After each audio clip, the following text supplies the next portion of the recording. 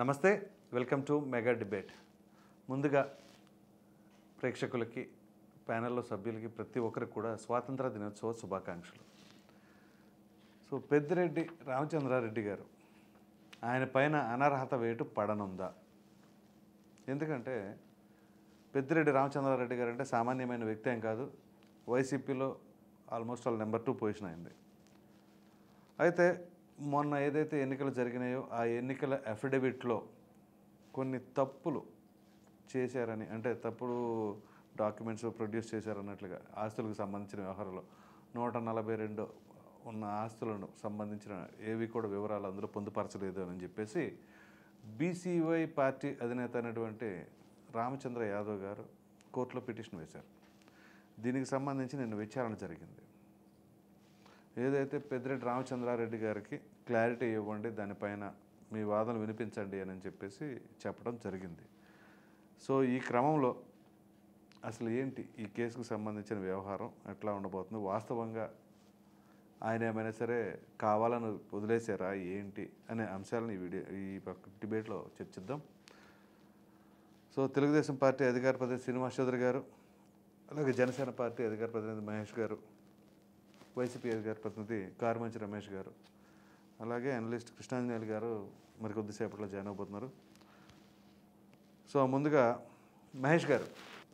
ముందుగా నాకు అవకాశం ఇచ్చిన ఆదాన్ మీడియా సంస్థకి, అలాగే మీకు ఈరోజు ప్యానల్లో ఉన్న సభ్యులందరూ కూడా ముందుగా స్వాతంత్ర దినోత్సవ శుభాకాంక్షలు తెలియజేసుకుంటూ, సార్ ఏదైతే ఈరోజు మనం చర్చా కార్యక్రమంలో మాట్లాడుతున్నామో, ఇన్ని సంవత్సరాలు మనకు స్వతంత్రం వచ్చిన తర్వాత కూడా ఇంకా కూడా ప్రజాప్రతినిధులు వాళ్ళ యొక్క అఫిడియేట్ లో పొందుపరిచే అంశాల మీద ఇప్పటికి కూడా దేశం మొత్తంలో కూడా ఇది చాలా ప్రధాన సమస్యగా మారుతాను. ఎందుకంటే వాళ్ళ యొక్క డీటెయిల్స్ ని, వాళ్ళ యొక్క అఫిడియేట్ డీటెయిల్స్ ని పబ్లిక్ డొమైన్ లో పెట్టండి, ప్రజలందరూ కూడా మీ యొక్క డీటెయిల్స్ తెలియాలని చెప్పి మనకు ఆర్టికల్ 191 ద్వారా కానీ, లేకపోతే ప్రజాప్రతినిధుల చట్టం ద్వారా కానీ తెలియజేసినప్పటికీ కూడా స్టిల్ భారతదేశంలో ఎంతో మంది ప్రజాప్రతినిధులు వాళ్ళ యొక్క అఫిడియేట్ డీటెయిల్స్ సరిగా పొందుపరచకుండా, వాళ్ళు యొక్క ఆస్తుని సరిగా తెలపకుండా కూడా ఈ యొక్క సమస్య అయితే మనకు చాలా వరకు తలెత్తా ఉంది. ఇప్పుడు ఈ రోజు మన అంశంలో తీసుకుంటే పెద్దిరెడ్డి రామచంద్రారెడ్డి గారు ఏదైతే ఉందో, ఇప్పుడు మొన్నటికి మొన్న కొన్ని మీడియా సంస్థలు కూడా డైరెక్ట్ గా వెళ్ళి అక్కడ కొన్ని ప్రజా వేదికలకు నిర్వహించడం జరిగింది. ఎంతో మంది బాధితులు, ఎంతో మంది బాధితురాళ్ళు వెళ్ళి కూడా వాళ్ళు డైరెక్ట్ గా చెప్తున్నారు, పలానా పేర్లు చెప్తున్నారు, ద్వారకానాథ్ రెడ్డి అంటారు, లేకపోతే వెంకటేష్ రెడ్డి అంటారు, ఇంకొక రెడ్డి అంటారు. ఇన్ని పేర్లు చెప్పినప్పటికీ కూడా నిజానికి చెప్పాలంటే డైరెక్ట్ గా ఎవిడెన్సే కనబడతాను, నా భూమి నా పేరు మీద ఉంది, పనవలు లాక్కున్నారు, పనవలు దోచుకున్నారు, ఆక్రమించుకున్నారు అని డైరెక్ట్ గా చెప్పినప్పటికి కూడా దాదాపు 1-2 కాదు సార్. ఆ రోజు ఎవరు ఎక్స్పెక్ట్ చేయలేదు ఇంత మంది వచ్చి రిప్రజెంట్ చేస్తారని చెప్పి. ఈవెన్ ఇంతకు ముందు ఒక అధికారి కూడా అక్కడికి వెళ్ళినప్పుడు కూడా అలాంటి పరిస్థితి వచ్చింది.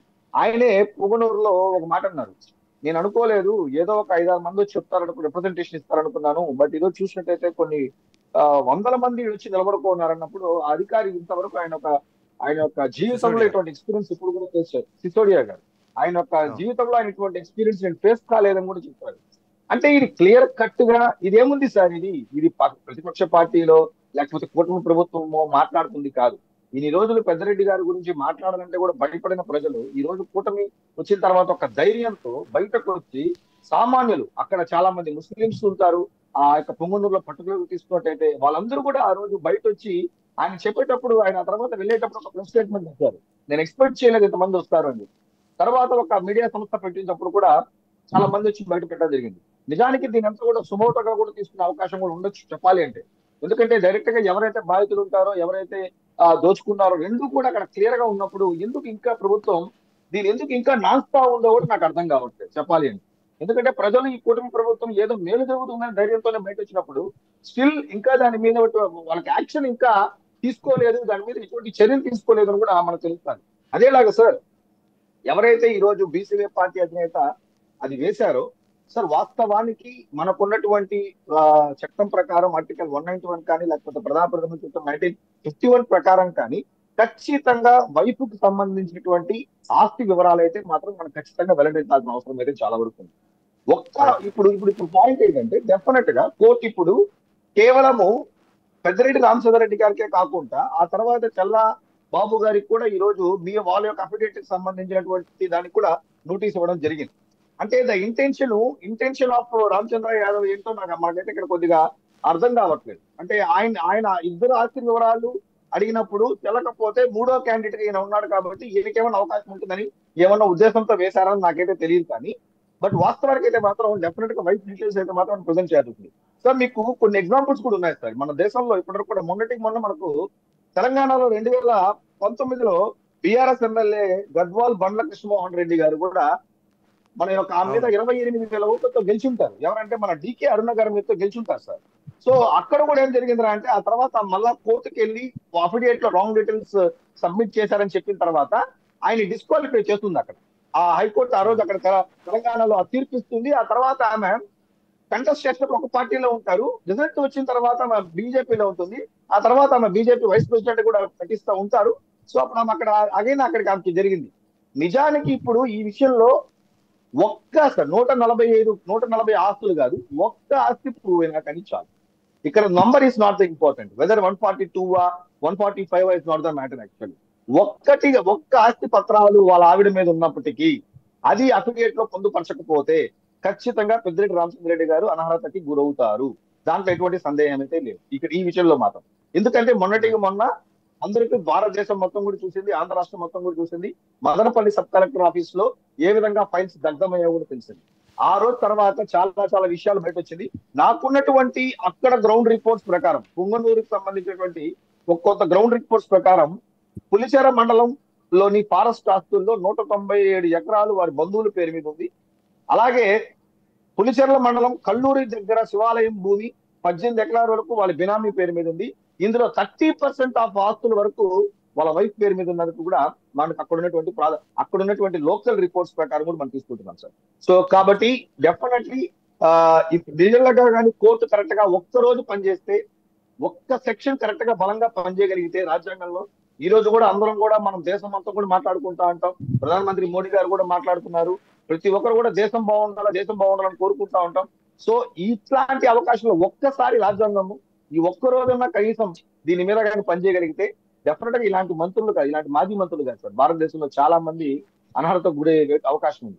సో ఇక్కడ కూడా letters wait and see sir. ఎందుకంటే అగైన్ ఇది ఒక డెసిషన్ మళ్ళా గవర్నర్ మీదకి వెళ్తుంది డెసిషన్ కూడా. ప్లస్ రెండోది ఏంటంటే ఇప్పుడు ఆయన కూడా కౌంటర్ చేయమని చెప్పి కూడా కోర్టు అడుగున్నారు కాబట్టి సో ఏం జరుగుతుంది అనేది కూడా మనం సెప్టెంబర్ 9 మనకు ఉంది కాబట్టి అంతవరకు వెయిట్ చేయాల్సిన కోర్టు పరిధి ఉంది కాబట్టి అంతవరకు మనం ఎదురు చూడాల్సిందిగా నేను అనుకుంటున్నాను. రైట్. యాక్చువల్గా ఏంటంటేనండి, చల్లాబాబు గారిని ఇంప్లీడ్ అవ్వమని చెప్పేసి కోర్టు చెప్పింది.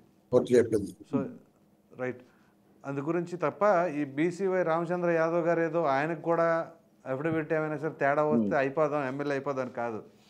ఆయనకి మనసులో నాకు తెలిసి ఏంటి అంటే, మొన్న ఎన్నికల ప్రచారం జరుగుతున్న సమయంలో ఆయన్ని ఆ ఊర్లో పెద్దిరెడ్డి రామచంద్రారెడ్డి గారి ఊర్లో మీరు ఏ విధంగా ప్రచారం చేస్తారని అడ్డుకున్నారు కదా. సో వీటన్నిటిని దృష్టిలో పెట్టుకుని ఎన్నికల ఫలితాలు సార్ 1 సెకండ్ ఆ విషయంలో మాత్రం పాపం రామచంద్ర యాదవ్ గారు గత కొన్ని సంవత్సరాలుగా పెద్దిరెడ్డి గారి మీద చేసినటువంటి పోరాటం నాకు తెలిసి జిల్లాలో ఏ రాజకీయ పార్టీ అభ్యర్థి కూడా చేయలేదు. దాని ఎందుకంటే ప్రతిసారి ఆయనకి వెళ్ళినప్పుడల్లా ఇబ్బంది ఎదురైంది. చివరికి ఆయన పార్టీ పెట్టుకొని బయట వచ్చినప్పటికీ కూడా అదే పరిస్థితి జరిగింది. సొంత మండలంలో కూడా తిరగలేని పరిస్థితి వచ్చింది. ఇది అందరం కూడా మనం ఆ విధంగానే రామచంద్ర యాదవ్ గారు చాలా మంది కూడా తెలుసు ఆ విధంగా చెప్పాలంటే. రైట్. శ్రీనివాస్ చౌదరి గారు నమస్కారం. చెప్పండి. మీ పార్టీ నాయకుడు అయినటువంటి చల్లాబాబు గారిని ఇంప్లీడ్ అయ్యారు. ఆయన తరపు నుంచి కూడా వాదనలు వినిపించారు. ఖచ్చితంగా ఇప్పుడు బీసీవై రామచంద్ర యాదవ్ అనే వ్యక్తి పోరాటం వలన అడి ఇడి చేసి మీకు లబ్ధి చేకూర్చేలాగా ఉంది. అది ఒకవేళ అనర్హత వేటు పడితే కనుక ఆ సీటు కాస్త మీ అకౌంట్లోకి వచ్చేస్తుంది. దీనిపైన సార్ మొదట మీకు ఆదాన్ టీవీ ప్రేక్షకులకి, జనసేన నేత మహేష్ గారికి, అలాగే వైఎస్ఆర్సీపీ నేత రమేష్ గారికి నా తరఫున, తెలుగుదేశం పార్టీ తరఫున భారతదేశ స్వతంత్ర దినోత్సవ శుభాకాంక్షలు. అలాగే ఏ ఆశయం కోసం ఆ రోజు ఎన్నో త్యాగాలు చేసిన అమరవీరులకి జోహార్లు అర్పిస్తూ ఈ ఆగస్టు 15న ప్రతి ఒక్కరు కూడా స్వతంత్ర దినోత్సవ ఫలాలు సామాన్యుడికి అందే విధంగా ప్రభుత్వాలు కృషి చేయాలని మీద విజ్ఞప్తి చేస్తుంది. ఇక్కడ తిరుపతి జిల్లా డివైడ్ అయిన తర్వాత, చిత్తూరు జిల్లాగా ఇంకొక జిల్లాగా డివైడ్ అయిన తర్వాత పూర్తి స్థాయిలో దుర్మార్గమైన భూ ఆక్రమణలు, ఆస్తుల ఆక్రమణలు, కబ్జాలు, ఏదైతే కలెక్టరేట్ లో ఉన్నటువంటి 22A కృష్ణల భూములు, అలాగే ఆవా భూములు, పొరంబోగు భూములు, వీటిపైన వైఎస్ఆర్సీపీ నాయకులు రాష్ట్ర వ్యాప్తంగా కనిపించారు.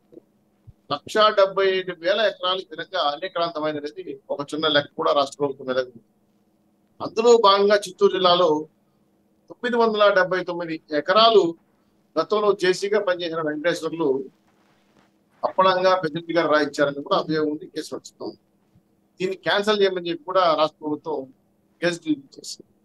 అయితే భారతదేశం ప్రజాస్వామ్య నిదర్శనంగా మారుతున్నటువంటి ఎలక్షన్ కమిషన్ ఏదైనా సరే అభ్యర్థులు పోటీ చేయాలంటే పూర్తి స్థాయిలో ఆదాయ వనరులు, ఐటీ రిపోర్ట్స్, తన మీద ఉన్న ఆస్తులు, కేసులు, ఇతర వివరాలతో పొందుపరిచి ఫామ్ ని పొందుపరిచి ఎలక్షన్ కమిషన్ ముందు తన యొక్క అప్లికేషన్ అప్లై చేయాలి అభ్యర్థి. అయితే గోప్యత ఏమాత్రం ప్రదర్శించినా, లేదంటే తన యొక్క రహస్య ఆస్తులు కానీ కేసులు కానీ పక్కన పడేసిన ఎలక్షన్ కమిషన్ చాలా సీరియస్ తీసుకున్న విషయాన్ని రాజ్యాంగంలో ఉన్న పొందుపరుచున్న అంశాలు. అయితే పెద్దిరెడ్డి గారు చాలా రోజులుగా ఎమ్మెల్యే గెలిచారు, ఈరోజు కొత్తగా కూడా కాదు. ఆయనకి నీకు తెలిసిందా భార్య మీద ఎన్ని ఆస్తులు ఉన్నాయి, కొడుకు మీద ఎన్ని ఆస్తులు ఉన్నాయి, కోడల మీద ఎన్ని ఆస్తులు ఉన్నాయి, అలాగే ఇతర వారసుల మీద ఎన్ని ఆస్తులు ఉన్నాయి, ద్వారకనాథ్ రెడ్డి గారి మీద అంటే తమ్ముడైనటువంటి ద్వారకనాథ్ రెడ్డి మీద ఎన్ని ఆస్తులు ఉన్నాయి. ఇది చాలా క్లియర్. ఆయన దగ్గర లాయర్లు ఉన్నారు, అడ్వకేట్స్ తో పాటు న్యాయ నిపుణులు ఉన్నారు, సలహా చెప్పేవాడు సలహాదారు కూడా ఉన్నారు. ఇది కొత్త ప్రభుత్వం కొత్తగా ఎన్నికైన రెడ్డి గారు చెప్తాం. సో కావాలని ఎక్కడో ఇది పూర్తి స్థాయిలో అక్రమ సంపాదన బయటపడితే నా రాజకీయ జీవితానికి తెరమరబోతున్న ఉద్దేశంతో భార్య మీద ఉన్నటువంటి ఆస్తులు, తన మీద ఉన్న ఆస్తులు దాదాపు 142 పైచులకు గుర్తించినవి ఇంకా చాలా ఉన్నాయి. గుర్తించినవి పొందుపరచలేదని బీసీ నేత, రాష్ట్ర బీసీ పార్టీ పెట్టుకున్న రామచంద్రరావు గారు కోర్టులు వేయడంతో ఒక్కసారిగా పెద్దిరెడ్డి పాపాలు పండాయా అనే అంశం బయటకు వస్తాం. సరే, తీరా దీని లోతులోకి వెళ్ళి చూసిన తర్వాత ఈ మధ్య కాలంలో ఒక మహా టీవీ వంశీ గారు పొంగనూరులో కానీ, మదనపల్లిలో కానీ, అలా కొన్ని ఏరియాలో తిరుపతిలో కానీ కొన్ని పెద్దిరెడ్డి గారి అక్రమాల పైన డిబేట్లు చేశారు. అక్కడికి వెళ్ళినప్పుడు మాట్లాడుతూ ఉంటే వాళ్ళు చెప్పిన అంశాలు చూస్తే ఒక రకంగా చెప్పాలంటే దిగ్భ్రాంతి కలిగించి, మదనపల్లిలో ఒక వికలాంగులు తను బాగా చదువుకొని అబ్రాడ్ లో సెటిల్ అయ్యారు. ఆయన తాలూకా భూమి 3.5 ఎకరాలు ఏదో మదనపల్లి మెయిన్ రోడ్ సుమారు 100 కోట్ల విలువ బైపాస్. తను ఇక్కడ లేడని, అతను వికలాంగుడని దాని మీద పత్రాలు సృష్టించి వేరే తన బినామీతో చేసుకున్నాడు. దీనిపైన సబ్ కలెక్టర్ ఆఫీస్ లో సిసోడియా గారు వచ్చి మాట్లాడినప్పుడు ఇచ్చారు ఆ కంప్లైంట్. అలాగే తిరుపతిలో కూడా ఒక ఆయన, ఒక రైతు, నేను 25 ఎకరాలు కోళ్ల ఫారం పెట్టుకున్నాను, నా కోళ్ల ఫారం బాగుండింది, ఇది రోడ్డు పక్కన చూసిన తర్వాత నాకు ఇచ్చేమని చెప్పండి ఎప్పుడంటే దౌర్జన్యంగా ఆక్రమించుకున్నాను సార్, ఎత్తులేని పరిస్థితుల్లో చదిలెత్తేసానని బాధపడి నాకు ఇప్పించారు. ఇవన్నీ కూడా ఏంటి సార్ అంటే, ఈ ఆస్తులు ఇలా ఆక్రమించుకున్న ఆస్తులు ఎవరి పేరు మీద ఉన్నాయి? 142 అనేది ఒక చిన్న అంకె. ఇలా 979 ఎకరాలు కాకుండా ఇలా కబ్జా చేసిన ఆస్తులు, ఇది కాకుండా రాష్ట్రేతర ఆస్తులు బెంగళూరులో, చెన్నైలో, హైదరాబాద్ లో, అస్సాంలో, గుజరాత్ లో, ఢిల్లీలో, చాలా క్యాపిటల్ సిటీస్ లో వాళ్ళకి విల్లాసు, ఆస్తులు, బంగళాలు ఉన్నాయి పెద్దిరెడ్డి గారు. అవి 90 కొద్ది నేలమాలిలాగా వస్తానే ఉంటాయి. సుమారు PLR కన్స్ట్రక్షన్స్ అనే పేరు మీద కంపెనీ చేసిన ఆయన, సొంతంగా పాల ఫ్యాక్టరీ పెట్టుకున్నటువంటి ఆయన, దాని మీద ఆడిటింగ్ చేస్తున్న ఆడిటర్లు ఎందుకు దీన్ని ఎలక్షన్ అఫిడవిట్ లో పొందుపరచడానికి దాచారు, ఏంటి రహస్యం అనే పైన ఒక $1 మిలియన్ ప్రశ్న ఏర్పడుతుంది. దీంట్లో జగన్మోహన్ రెడ్డి గారి పాత్ర ఉంది. ఎందుకంటే ఈయన ఏవైతే సంపాదించి ఎక్కడెక్కడ దాచిపెట్టాడో దాంట్లో పావలా నుంచి 30 వరకు షేర్ ఉన్నటువంటి జగన్మోహన్ రెడ్డి గారి పేరు బయట వస్తుంది. ఫలానా కంపెనీ నాదని పొందుపరిస్తే ఆ కంపెనీలో పార్ట్నర్స్ పేరు ఎవరు ఉంటది, కాబట్టి ఖచ్చితంగా జగన్మోహన్ రెడ్డి గారు మళ్ళీ అక్కడ బయటకు వస్తారు. ఇలా కొంతమంది పేర్లు బయట వస్తాయని ఏమైనా దాచిపెట్టడానికి చేసిన ప్రయత్నమా, లేదు ఐటీ పరిధిలో రాకుండా ప్రభుత్వ ఇన్కమ్ ట్యాక్స్ ఆదాయాన్ని ఎగ్గొట్టడం కోసం చేసిన ప్రయత్నమా? ఇవన్నీ పక్కన పెడితే లా అండ్ ఆర్డర్ ప్రకారం, చట్ట ప్రకారం నేను కొనలేదు కాబట్టి, ఇవన్నీ బ్లాక్ మార్కెట్ లో వచ్చాయి కాబట్టి దీనికి నేను శిక్షణ మీద వస్తుంది కాబట్టి దాపెట్టాడా? ఇవన్నీ కాదండి, అటు చేసి ఇటు చేసి మీరు జగన్మోహన్ రెడ్డి గారి పేరు తీసుకొస్తారని ఇక అనుకుంటారు. అదే పని కదండి వాళ్ళకి. ఒక్క నిమిషం, జగన్మోహన్ రెడ్డి ఏదో గారి ఒకటి పేరు చేసి తల ఉంది, వాళ్ళకి నిద్ర నేను పట్టదండి. అడుగుతున్నా, రమేష్ గారు నేను అడుగుతున్నాను. కాదండి, అటు ఇటు చేసి మీరు ఆయనకి లింక్ వేసారు జగన్మోహన్ రెడ్డి గారికి. అక్కడ పెద్దిరెడ్డి రామచంద్రారెడ్డి గారి అఫిడవిట్కి ఆయన సంపాదించిన ఆస్తులకి పెట్టకపోవడానికి జగన్మోహన్ రెడ్డి గారికి భలే తెలివిగా లింక్ వేసారు. ఆ తర్వాత నేను చెప్తాను సార్, వాళ్ళకి కూడా వెళ్తాను. రమేష్ రెడ్డి గారు కూడా పాపం ఆనందం కలుగుతచ్చు. ఇంత ఆస్తులు వాళ్ళ పార్టీ నాయకులు సంపాదించారంటే సంతోషమే. అయితే దీని లింక్ నేను చెప్తాను ఎక్కడుందని. ఈ మధ్యకాలం ఎలక్షన్ అయిన తర్వాత ఈ లెక్కలన్నీ పక్కల్ని తీర్చడం కోసం బెంగళూరు గెస్ట్ హౌస్ కి జగన్మోహన్ గారు రమ్మన్నారు. మీకు తెలుసో తెలియదు, ఈ మధ్య కాలంలో ఆగస్టు 11, 12 కలకత్తాకి వెళ్ళాడు. ఎందుకు వెళ్ళాడు తెలియదు, ఎవరికి తెలియదు ఈ విషయం. వాళ్ళ మీకే పార్టీ తెలిసిందా నాయకులు సార్? చెప్తారు, కొంచెం జోగి పట్టాలి రమేష్ కొంచెం జోగి పట్టాలి. ఎందుకంటే కాదు సార్, మీరు నిరాధార ఆరోపణలు చేస్తున్నారు. మీరు కావాలంటే అడగండి, జగన్మోహన్ రెడ్డి గారి యొక్క పర్సనల్ సెక్రటరీ అడగండి. ఆగస్టు 11, 12 కలకత్తాలో ఒక్కడిగా వెళ్ళాడో లేదో తెచ్చుకోండి. ఫ్లైట్ టికెట్ సార్ నా దగ్గర ఉన్నాయి, మళ్ళీ మేము పంపిస్తా. రెండో విషయం ఏంటంటే, ఈ మధ్యకాల ఎలక్షన్ అయిన తర్వాత కొంతమంది ముఖ్య నాయకులు ఎవరు, సజ్జల రామకృష్ణారెడ్డి గారు, వైవి సుబ్బారెడ్డి గారు, పెద్దిరెడ్డి గారు, అలాగే ఆయన ఒక 5 మంది రెడ్లు ఉన్నారు, వాళ్ళందరూ కూడా, విజయసాయిరెడ్డి గారు, వీళ్ళందరూ ఏ కాన్స్టిట్యూన్సీలో ఎంత డబ్బులు ఖర్చు పెట్టారు, దాని లెక్కలు పక్కలు తాలూకా వివరాలు ఇవ్వండి అని చెప్పి ఒక్కొక్కరిని పిలిచి గెస్ట్ హౌస్ ఇక్కడ తెలిస్తే ఎప్పుడు పోతారని బెంగళూరు గెస్ట్ హౌస్ కూర్చొని మాట్లాడు. అప్పుడు చాలా వరకు విజయసాయిరెడ్డి రాలేదు, పెద్దిరెడ్డి గారు రాలేదు, ఒకరిద్దరు సజ్జల రామకృష్ణ రాలేదు.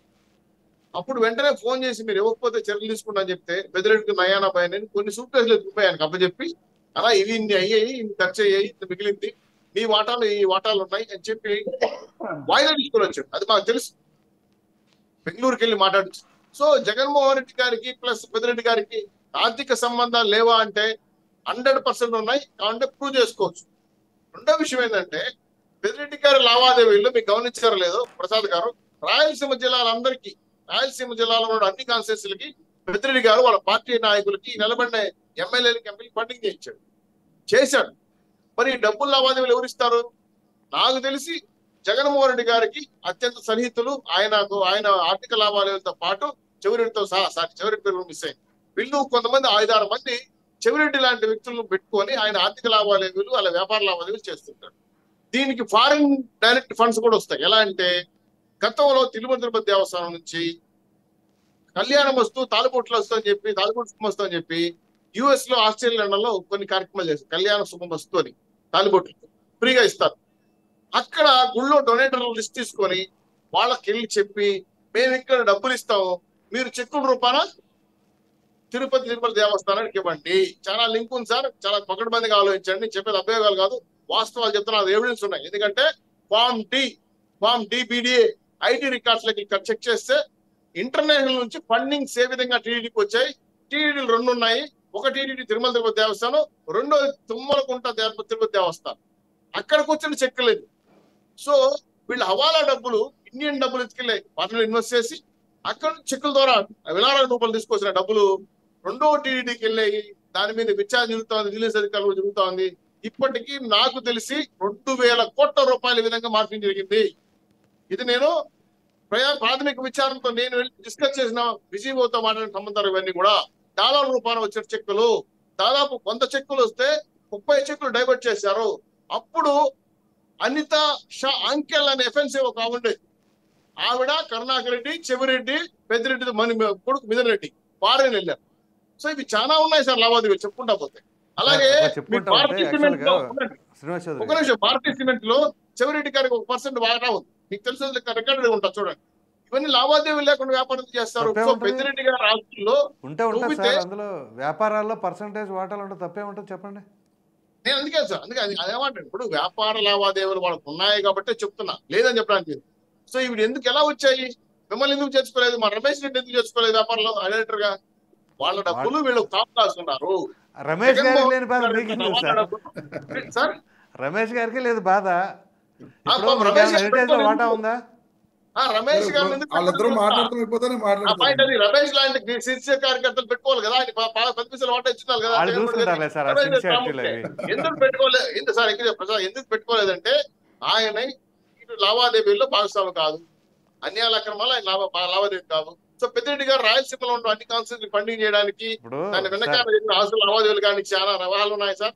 ఖచ్చితంగా ఇప్పుడు పెద్దిరెడ్డి గారి నారాయణ ఉన్నాడండి ఆస్తులు మీ పార్టీలో, నారాయణకి చంద్రబాబు నాయుడు గారికి ఉండే వ్యవహారాలు ఉంటాయి. వ్యవహారం బోర్డు అంతా కాలేజీల నుంచి డబ్బులు అంతేగాని ఎన్ని ఇప్పుడు దాన్ని సంచులు తీసుకెళ్ళి సంచులు మీరు డబ్బులు ఎన్ని దీనికి ఎట్లా లింక్ పెడతారులే కానీ. ప్రసాద్ గారు ముగిస్తున్నాను నేను. మీరు మంచి పాయింట్ ఎత్తారు. ఇప్పటి వరకు భారతదేశ చరిత్రలో ప్రతి సంవత్సరం ఐటీ కంటే మంత్రి ముఖ్యమంత్రి ఎవరు చంద్రబాబు నాయుడు. మరి జగన్మోహన్ గారు ఎందుకు కట్టట్లేదు సార్? ఎందుకంటే ప్రతి చెప్పండి సంవత్సరం కదా. హైయెస్ట్ అసలు చెప్పుకుంటే అప్పుడే కట్టేది జగన్మోహన్ అడుగుదాం. రెడ్డి గారు. కడతారా కట్టట్లేదా రమేష్ గారు చెప్పుకుంటే ఈ చెప్తారు. డబ్బులు ఎక్కడ నుంచి వచ్చాయి? కాబట్టి అన్ని దయచేసి చెప్పేదంటే సార్, ఎక్కడ కలిగితే ఎక్కడో తేలుతుంది. సో దీని వెనకాల చాలా తిమింగలాలు ఉన్నాయి, బయట లాగుతాం. పెద్దిరెడ్డి రామచంద్ర గారు ఖచ్చితంగా అర్హత పడుతుంది. 100% నిజం. ఎందుకంటే చట్టాన్ని ఎలక్షన్ కమిషన్ కనుగొప్పాడు. దీని వెనకాల జగన్మోహన్ రెడ్డి గారి యొక్క షెల్ కంపెనీలు, ఆర్థిక లావాదేవీలు చాలా ఉన్నాయి. వీటిపైన ఖచ్చితంగా సిట్టు కమిటీలు వేస్తారు. ఖచ్చితంగా కలుగులో దాగున్న ఎవరినైనా బడి లాగేది ఎంతటి వారైనా సరే ఖచ్చితంగా చట్టంలో పెడతాం. దీంట్లో తెలుగుదేశం పార్టీ నిజాయితీగా పోరాటం చేసి సుప్రీంకోర్టు ఆల్రెడీ ఆయన హైకోర్టుకి వెళ్ళాడని ఇంపుల్ పిటిషన్ కూడా వేశాడు. ఇవన్నీ కూడా పోరాటం చేసి ఆయన సంపాదించిన దుర్మార్గమైన ఆస్తులపైన చట్టపరమైన చర్యలు తీసుకుంటాం. ఆయనకు కూడా ఇటువంటి తప్పుడు విధానాలతో సర్టిఫికేట్లు ఇచ్చి ఎలక్షన్ కమిషన్ మోసం చేయడం కూడా ఒక రకంగా ఎలక్షన్ కమిషన్ కి చిట్ చేసినట్టు. వీటిపైన కూడా కేసులు పెట్టి చట్టపరువులకు తీసుకొచ్చి పెద్దిరెడ్డి లాంటి దుర్మార్గులు ఈ రాష్ట్రానికి అవసరం లేదని చెప్పి ప్రజల సాక్షిగా మేము ముందు చెప్పదలుచుకున్నాం. సో మొత్తానికి మీరు కూటమికి 165 సీట్లు చేయాలనుకుంటున్నారు. ఎట్టగల అది కూడా మీ అకౌంట్లో వేసేసుకొని. సార్ మేము సింగిల్ డిజిట్ వస్తుంది అనుకున్నాం జగన్మోహన్ గారికి. ఇట్లో తెలియదు, నాకు కూడా తెలియదు. తెలుసు, నాకు తెలియదు. ఆ 11 వచ్చాయి. నన్నేం పేకలేవు అని చెప్పి 11 ఎన్నికలు పెట్టుకుని పీకేశారు. ఏం సో జరుగుతుంది చూద్దాం. నాకు తెలిసి 11 మంది ఎమ్మెల్యేలు కూడా ఆయనతో లేరు. కృష్ణాంజలి గారు నమస్కారం.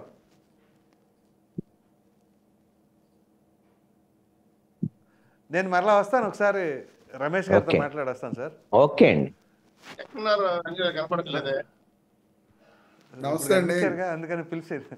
రమేష్ గారు నమస్తే అండి. ప్రసాద్, ఈరోజు ఇక్కడికి వచ్చిన ప్యానల్ సభ్యులకు, అలాగే యాంకర్ ప్రసాద్ గారికి, ఆంధ్ర రాష్ట్ర ప్రజలందరికీ కూడా 78వ స్వాతంత్ర దినోత్సవ శుభాకాంక్షలు.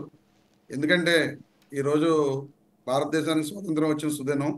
ఈ రోజున పెద్దిరెడ్డి గారి ఈ అనర్హత వేటు గురించి మనం మాట్లాడుకోవడం కొంచెం ఇబ్బందిగా ఉన్నా, ఎందుకంటే మనం మాట్లాడుకోవాల్సింది మంచి మంచి విషయాల మీద మాట్లాడుకోవాలి. కానీ తప్పదు. ఈ ప్రసాద్ గారు ఈ డిబేట్ పెట్టారు కాబట్టి దీని మీద మాట్లాడదాం. ఖచ్చితంగా మొట్టమొదటిగా జనసేన నాయకులు మహేష్ గారు చెప్పారు. ఎందుకంటే ఎన్నో ఇష్యూస్ మదనపల్లి అది కాలిపోవడం జరిగింది. ఆర్డీఓ ఆఫీస్లో ఫైల్స్ కానీ రికార్డ్స్ కానీ ఇప్పటి వరకు కూడా దాంట్లో పెద్దిరెడ్డి గారి పాత్రను ఇప్పటివరకు వీళ్ళు నిరూపించలేకపోయారు. అదే ప్రభుత్వంలో జనసేన మహేష్ గారు కూడా ఉన్నారు. ఆయన కూడా చెప్పడం జరిగింది. ఇప్పుడు ఎందుకని వీళ్ళు లేట్ చేస్తున్నారో తెలియట్లేదు, కరెక్ట్ యాక్షన్ అనేది చేయలేకపోతున్నారు అని చెప్పడం జరిగింది. ఖచ్చితంగా కొండను తవ్వి ఎలుకను పట్టడం జరుగుతుంది తప్ప ఈ కూటమి ప్రభుత్వంలో. ఎందుకంటే ఎస్పెషల్లీ పెద్దిరెడ్డి రామచంద్రారెడ్డి గారు కానీ మిథున్ రెడ్డి గారు కానీ అలాంటి వ్యక్తులు కాదు. ఎందుకంటే నాకు బాగా పరిచయం. మా జిల్లా ఇన్ఛార్జిగా పెద్దిరెడ్డి మిథున్ రెడ్డి గారు ఉన్నారు. పంచాయతీరాజ్ శాఖ మంత్రిగా రామచంద్రారెడ్డి గారితో ఎన్నోసార్లు ఎన్నో పనుల కోసం మేము వెళ్ళాం. అసలు వాళ్ళు పెద్దగా మాట్లాడే వ్యక్తులు కాదు. ఇటువంటి అక్రమాలు కానీ అవినీతికి కానీ పాల్పడే విధానం అనేది నేను ఎప్పుడూ కూడా వాళ్ళ దగ్గర చూడాల. మిథున్ రెడ్డి గారు అయితే ఎంత ఎంత చాలా సౌమ్యంగా ఉంటారో, మృదు స్వభావి. చాలా ఎవరు వెళ్ళినా మనం ఏది మాట్లాడినా సరే ఆయన కరెక్ట్గా సూటిగా సమాధానం చెప్తారు. మొన్న కూడా ఆయన ఈ ఇష్యూస్ వచ్చిన తర్వాత మిథున్ రెడ్డి గారు కానీ మన రామచంద్రారెడ్డి గారు కానీ క్లియర్గా చెప్పడం జరిగింది. మాకు ఎటువంటి అక్రమాస్తులు లేవు, ఉంటే నిరూపించండి. మేము మిథున్ రెడ్డి గారు అయితే నేను రాజకీయాల నుంచి శాశ్వతంగా తప్పుకుంటానని చెప్పి సవాల్ విసరడం జరిగింది. ఏది మదనపల్లి ఫైర్ యాక్సిడెంట్ ఇష్యూ జరిగిన రోజున. కానీ ఇప్పటి వరకు కూడా వీళ్ళు ఏమి నిరూపించింది లేదు, ఏమీ లేదు. మాట్లాడితే బినామీలు అంటారు. ఇప్పుడు నాతో పాటు ఉన్న కుర్రోళ్ళు 100 మంది ఉంటారండి. నాతో పాటు పార్టీలో తిరుగుతున్న కుర్రోళ్ళు. వాళ్ళు ఏదో కొంత సంపాదించుకుని ఏదో ఆస్తి కొనుక్కుంటారు. వాళ్ళు నా బినామీలు అయిపోతారా? అయిపోరు కదా. ఇప్పుడు అలాగే పెద్దిరెడ్డి రామచంద్రారెడ్డి గారు కూడా వాళ్ళ బినామీలు అని చెప్పి ఎంతసేపు వీళ్ళు మాట్లాడినా బినామీలు మాట్లాడుతున్నారు తప్ప రామచంద్రారెడ్డి గారు ఈ అక్రమం చేశారు అనేది వీళ్ళు ప్రూవ్ చేయలేకపోతున్నారు. And also at the same time మనం మాట్లాడుతుంది హైకోర్టులో వేసిన ఆ కేసు గురించి. ఆయన బీసీవై ప్రెసిడెంట్ రామచంద్ర యాదవ్ గారు, పెద్దిరెడ్డి రామచంద్రారెడ్డి గారు 142 ఆస్తులను ఆయన పేరు మీద కానీ ఆయన భార్య పేరు మీద కానీ ఉన్న ఆస్తులను చూపించలేదు అనేది ఇక్కడ ఆయన కోర్టులో వేసిన కేసు. ఆ కేసులో గౌరవ హైకోర్టు వారు కూడా మన చల్లా రామచంద్రారెడ్డి గారిని ఇంప్లీడ్ అవ్వమని చెప్పి చెప్పడం జరిగింది. వాళ్ళకి కూడా నోటీసులు ఇవ్వడం జరిగింది. అలాగే మిగతా వాళ్ళకి కూడా నోటీసులు ఇచ్చారు.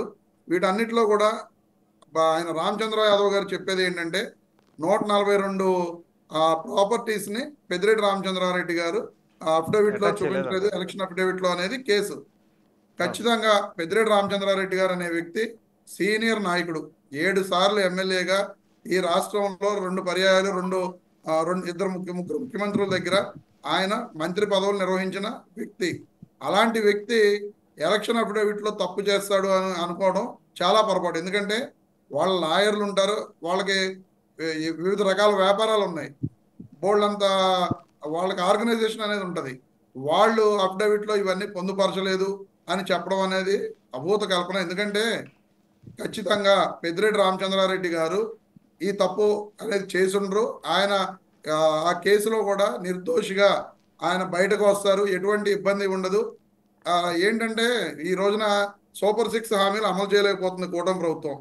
వాళ్ళు పవన్ కళ్యాణ్ గారు కానీ లేదా మన చంద్రబాబు నాయుడు గారు కానీ ఇతర నాయకులు కానీ, బీజేపీ పార్టీ నాయకులు అయితే వాటితో మాకు సంబంధం లేదని వదిలేశారు అనుకోండి, ఇతర నాయకులు కానీ వాళ్ళు చెప్పింది ఏంటి, అధికారంలోకి రాగానే జగన్మోహన్ రెడ్డి గారు ఈ రాష్ట్రాన్ని ఏవైతే నవరత్న పథకాలు ఇచ్చారో వాటితో పాటు ఏ ఒక్క పథకము మేము ఆపకుండా సూపర్ 6 హామీలు అనేవి అమలు చేస్తామని చెప్పి చెప్పడం జరిగింది. కానీ అధికారంలోకి వచ్చిన తర్వాత కేవలం ఈ హామీలను ఎలా డైవర్ట్ చేయాలి. కాదండి, ఒక నిమిషం. శ్రీనివాస్ చౌదరి గారు ఏ టాపిక్ మాట్లాడినా అటు ఇటు చేసి జగన్మోహన్ రెడ్డి గారికి లింక్ వేస్తారు. మీరు చూస్తేనేమో ఏ టాపిక్ పెట్టినా అటు ఇటు చేసి సూపర్ 6 దగ్గరికి మీరు వస్తారు.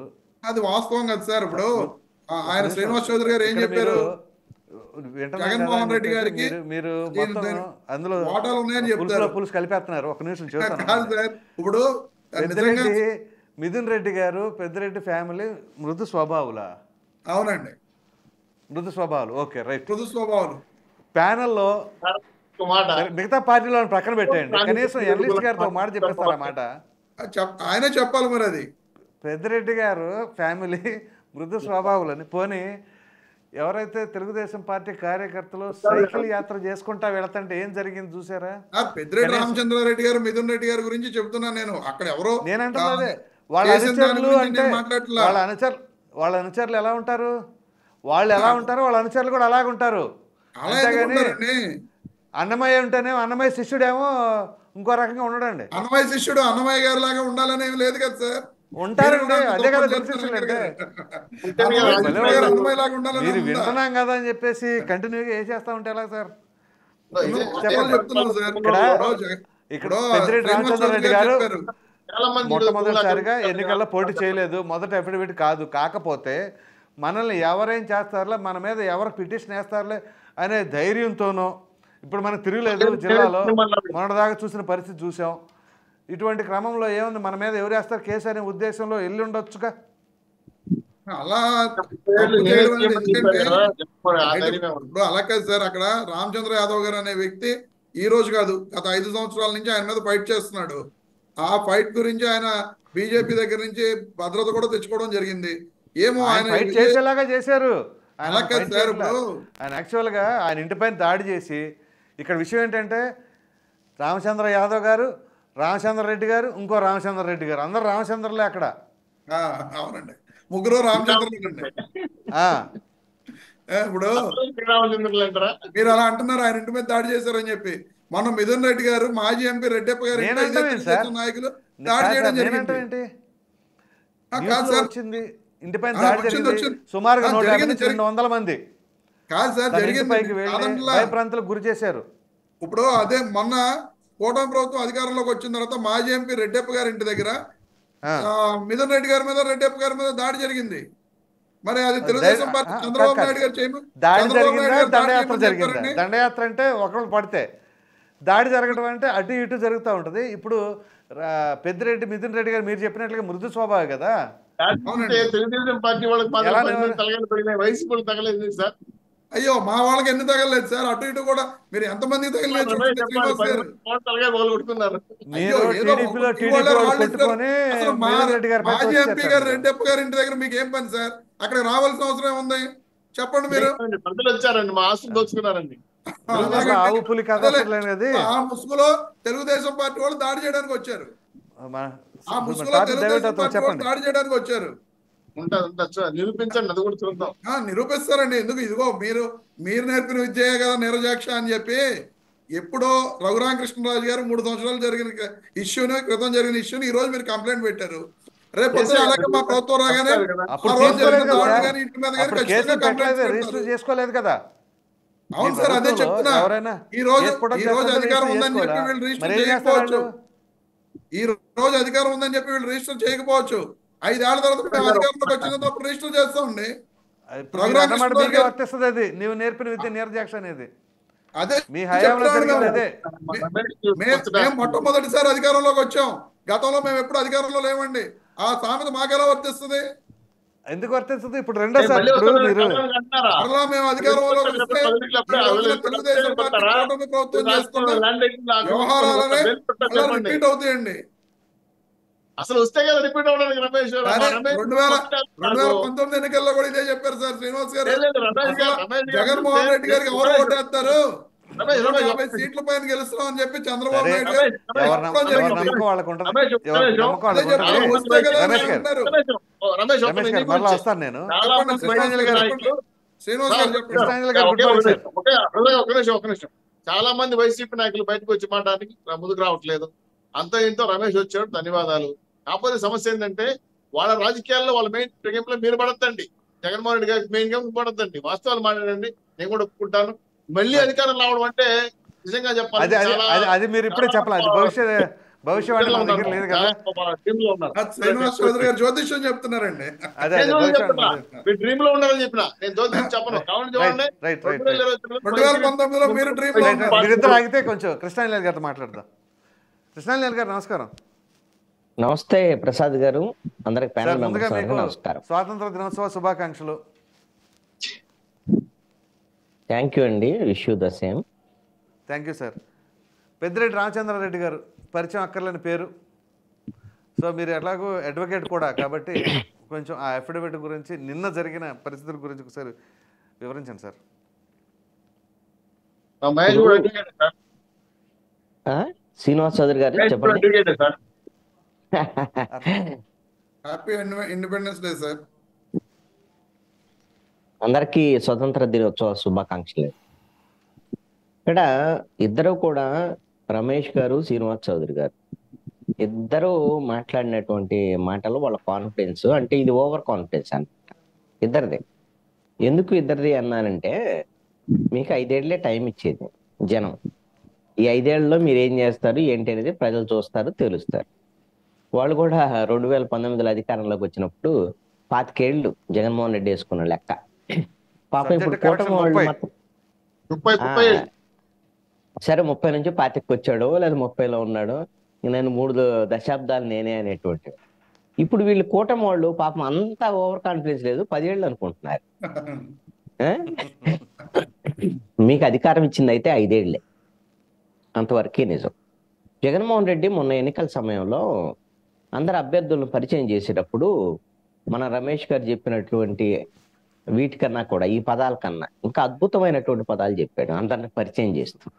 జనం అందరు గమనించారా? సౌమ్యుడు, అంతంత మాత్రం ఆర్థికంగా ఆర్థికంగా అంతంత మాత్రం, మృదు స్వభావి, మీకు కావాల్సిన రామచంద్రారెడ్డి గారు కానీ చాలా వైసీపీ వాళ్ళందరూ కాదు. మీరు సర్టిఫికేట్ ఇవ్వకపోతే ఎవరిస్తారు చెప్పండి? లేదు సార్, అంటే ఆయన మా జిల్లా మీ జగన్మోహన్ రెడ్డి ఇచ్చాడు. మీ జగన్మోహన్ రెడ్డి ఇచ్చిన తర్వాత మీరు వేరే చెప్తారా? పెద్దిరెడ్డి గారు, మిథున్ రెడ్డి గారు తప్ప మిగతా వాళ్ళందరూ ఏంటంటే బాగా పరిచయం అండి. ఓకేలేండి. ఇక్కడ ఒక అంశము, మాజీ ముఖ్యమంత్రిగా ఉన్న చంద్రబాబు నాయుడు ఆ రోజున వాళ్ళ నియోజకవర్గానికి వెళ్ళేటువంటి క్రమం, అసలు కుప్పంకు వెళ్లకుండా, లేదు అని అంటే మరి అంగళ్ళకు వెళ్ళినటువంటి సమయంలో ఒక మాజీ ముఖ్యమంత్రి మీద రాళ్ళు వేయించినటువంటి పరిస్థితులండి. ఎక్కడన్నా ఎవరన్నా అసలు అలాంటి పరిస్థితులు గతంలో ఉన్నాయా? మీరు దానికి కారణం ఎవరు? పెద్దిరెడ్డి రామచంద్రారెడ్డి కాదా? మిథున్ రెడ్డి కాదా? వాళ్ళకి సంబంధం లేకుండా ఇవన్నీ కార్యకర్తలు చేసేసారా? ఒక మాజీ ముఖ్యమంత్రి మీద అతనికి Z+ కేటగిరీ NSG భద్రత ఉన్నటువంటి మాజీ ముఖ్యమంత్రి మీద ఆ విధంగా దాడులు చేయించడం అవన్నీ అని అంటే ఎందుకు అంత అవసరం ఏముంది? మీరు కుప్పంలో మున్సిపాలిటీలో మొత్తము మీరే గెలుచుకున్నారు, పంచాయతీలు మీరే గెలుచుకున్నారు. ఇంకా కుప్పంలో ఓడిపోతాడు చంద్రబాబు నాయుడు, అసలు రాష్ట్రం అంతా ఇంక లేదు తెలుగుదేశం పార్టీకి అంత చేసి తర్వాత కుప్పానికి రానికపోతే, కుప్పానికి తెలుగుదేశం వాళ్ళు ఫ్లెక్సీలు కడితే వైసీపీ వాళ్ళతో ఫ్లెక్సీలు కట్టిస్తారు.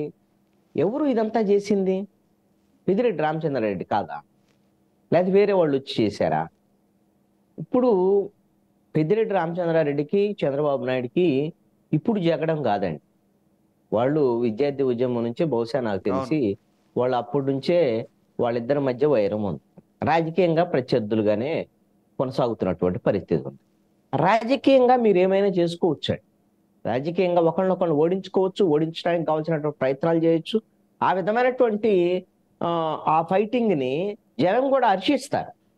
కానీ 2019 నుంచి 24 వరకు కొత్త సాంప్రదాయానికి తెరలేపింది వైఎస్ఆర్ కాంగ్రెస్ పార్టీ. ఇప్పుడు పెద్దిరెడ్డి రామచంద్రారెడ్డి అలా చేశాడంటే అర్థం ఏంటి? అటు చేయించాడంటే అర్థం ఏంటి?